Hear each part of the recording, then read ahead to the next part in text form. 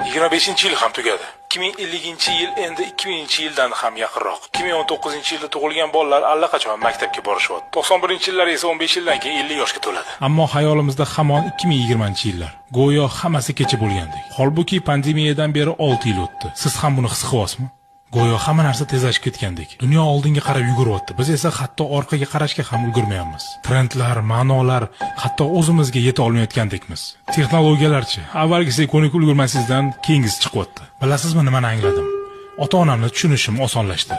Ilgari men ularga smartfon ishlatishni o'rgatardim. Hozir esa o'zim ham har safar paydo bo'ladigan yangi servislarni o'zlashtirishga ulgurmayapman.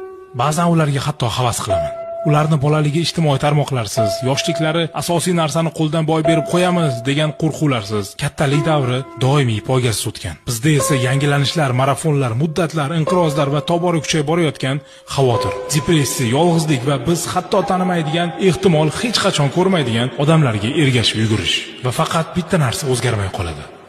Vaqt. Hech qachon ortga qaytmaydigan vaqt.